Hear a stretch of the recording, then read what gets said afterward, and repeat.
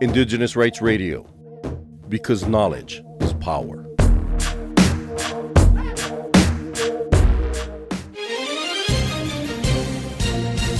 You are now listening to Cultural Survival's Global News Bulletin. Every month, Cultural Survivals brings you the latest news impacting indigenous peoples across the globe. This January edition features important stories from Europe, North, Central and South America, Africa, Asia and beyond.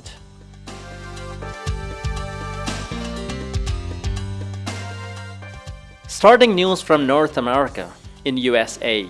After nearly 200 years, the Eastern Band of Cherokee Indians will reclaim full ownership of the Nukwisiwi Mound in Franklin, North Carolina, a sacred site built by the ancestors around 1080. Once the spiritual and political center of Cherokee Town, the mound was lost in 1819 when the settlers forced the tribe out, sparking generation of disputes and repurposing by non-native owners. On January 7, the Franklin Town Council unanimously approved transferring the deed to the tribe, fulfilling a long-held wish for restoration. Tribal members who have long served as stewards of the mound hailed the decision as a historic homecoming of ancestral land.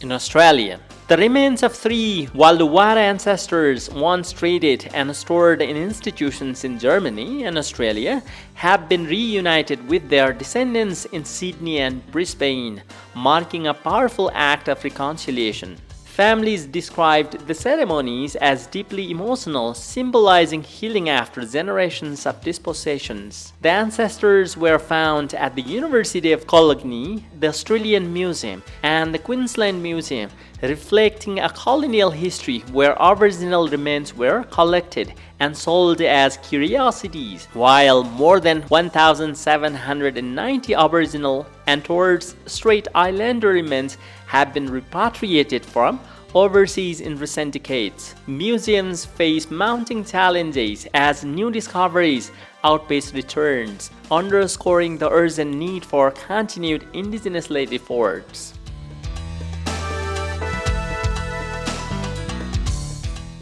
In Canada, First Nations leaders are voicing alarm after Indigenous Service Minister Mandy Gould-Musty declined to commit a source water protections in a forthcoming Clean Water Bill, rising fears that Indigenous people's health is being sidelined in favor of economic priorities. Chiefs from Alberta and Ontario say the omission undermines years of work to safeguard fresh water, especially as provinces push major development projects. Anishinaabe Nation Grand Chief Linda Devashik warned that removing protections would ignore Indigenous people's rights and risk the Great Lakes, while Cold Lake Chief Kelsey Jacko stressed communities remain vulnerable without fair safeguards. Recent water system failures in Ontario and Manitoba underscore the urgency of stronger federal action.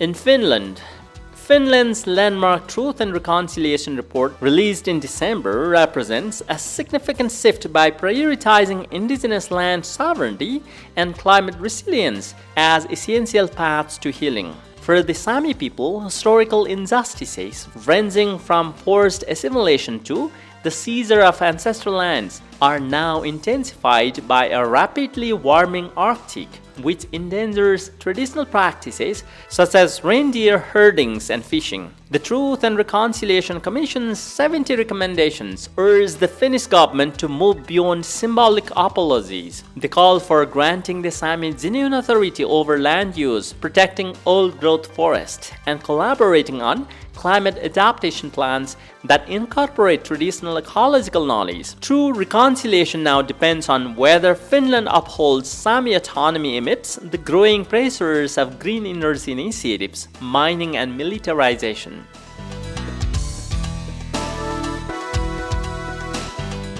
Now moving to Africa, in Kenya. A Kenyan environmentalist has withdrawn his lawsuits against the Ritz-Carlton safari laws in the Masai Mara, which he previously argued blocked a vital wild beast migration corridor linking Kenya and Tanzania's Serengeti. Meitame Olol Dapasa of the Institute for Masai Education Research and Conservation had filed the case in August against Marriott, local developer Lazizi Mara Limited, and Kenyan authorities, claiming the luxury 20-suite laws threatened wildlife movements and ecological balance. His lawyers filed notice with Environment and Land Court in Narok, offering no explanation, though local media reported that his concern had been addressed. The Kenya Wildlife Service earlier dismissed the obstruction claims.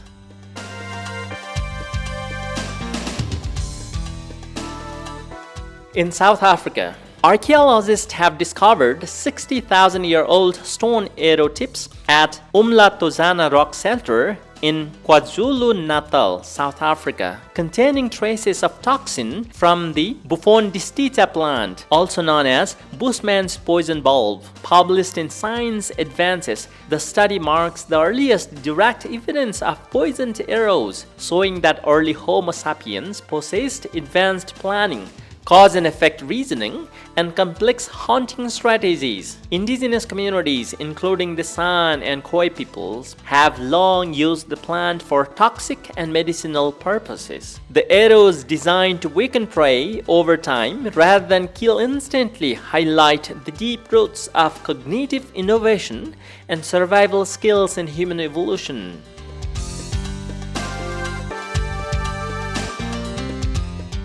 Now moving to Asia. In India, a new report by the Asia Center reveals that India's Forest Rights Act is being systematically undermined through state-sponsored climate disinformation. Despite the government's 2025 PM Juga campaign, which promises to promote forest rights, researchers argue that these initiatives conceal a deeper institutional failure. The study identifies a deliberate strategy in which rhetoric surrounding green growth and misleading climate solutions such as monoculture, plantations, and destructive solar parks is employed to bypass the free, prior, and informed consent of indigenous communities. By rebranding industrial projects as environmental necessities, state and corporate actors effectively label indigenous stewards as encroachers. This classification justifies forced eviction and legal harassment while facilitating the transfer of resource control away from traditional guardians. In Taiwan, in significant achievement for restorative justice, Taiwan enacted the Pingpu Indigenous Peoples Identity Act in December, granting legal recognition to approximately 980 descendants of lowland tribes. Groups such as Siraya, Makatao, and Taiwan are moving from a status of administrative erasure to formal recognition, following a mandate from the Constitutional Court in 2022. Although the law provides constitutional protections, applicants must meet strict criteria related to their genealogy and household records. Advocates are celebrating the end of what has been referred to as definitional violence. However, some leaders caution that recognition without genuine autonomy remains insufficient. This development highlights Taiwan's commitment to a pluralistic democracy and distinguishes it from regional neighbors, positioning indigenous peoples' rights as fundamental aspects of the island's sovereign identity and a step towards historical reconciliation.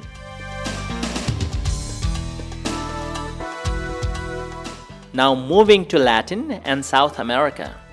In Peru, the Latin American Center for Rural Development recently premiered its latest publication, Indigenous Food Culture, Territory, Tradition and Transformation of Food Systems in the Americas, during a lunch event in Cusco, Peru. Born from 2024 Knowledge Exchange in Ecuador, the book documents the culinary heritage and ancestral wisdom of 10 indigenous nations spanning from the Arctic to the Amazon, highlighting the voices of peoples such as the Inuit and Asaninka. The work illustrates how traditional food systems offer vital resilience against modern global crises, including climate change and food insecurity.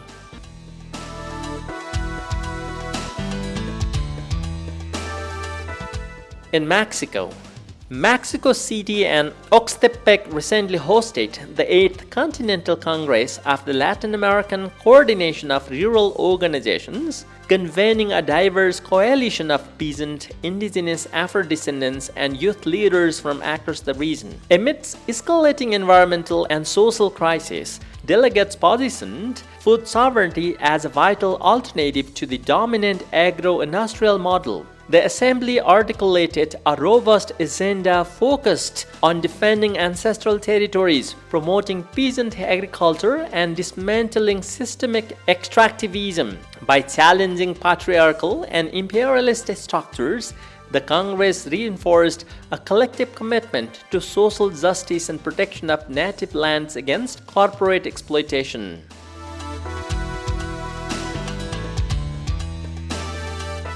In Brazil, Brazil's Federal Public Prosecutor's Office has requested the immediate suspension of lithium exploration and extractions licenses in Minas Gerais, citing a failure to conduct mandatory consultation with indigenous and Quilombola communities. The request targets projects in the Jequitinhonha Valley, where the National Mining Agency has been given 20 days to halt new authorization and review existing permits.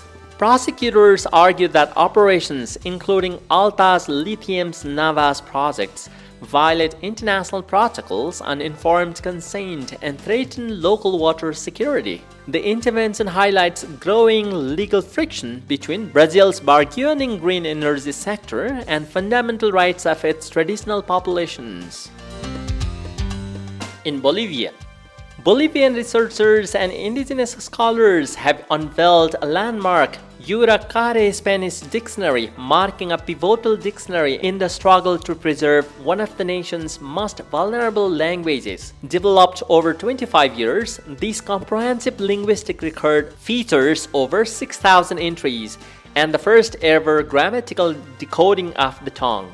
Currently spoken by only 900 people, primarily elderly residents in the Andean foothills. The Yuracare language faces imminent extinction due to historical forced integration. By documenting these ancient linguistic structures, the initiative provides a vital lifeline for cultural survival, ensuring the Yuracare legacy endures for future generations.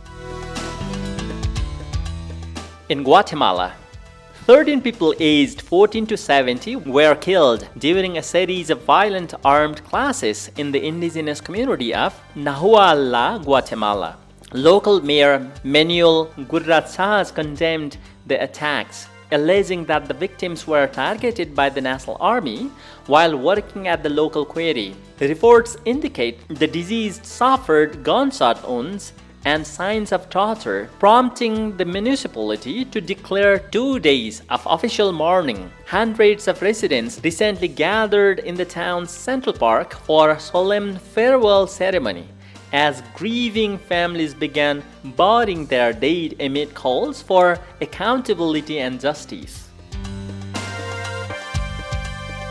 In Ecuador, in a landmark display of cross-border solidarity, over 200 indigenous guards representing 15 distinct peoples from Colombia, Ecuador, and Peru convened in the Ayacofan community of Sinangoe to strategize the protection of the Amazon. Throughout the 5-day summit, leaders exchanged traditional knowledge and tactical experiences focused on territorial defense, spiritual preservation, and linguistic survival.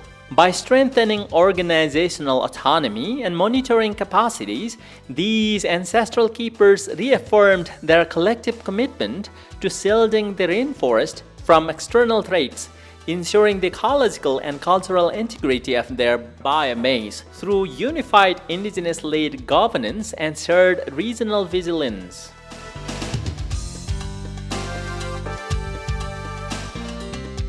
That is all for this edition of Cultural Survival's Global News Bulletin. Stay tuned for our next broadcast. For more information on the rights of indigenous peoples, visit cs.org and follow Cultural Survival on Facebook, Instagram, LinkedIn, Threads, and Blue Sky. If you found this program valuable, subscribe to our YouTube channel and leave us a 5-star review on Spotify. You can also follow us on TikTok at Radio Derecho Indigenas, Radio Derecho Indigenas.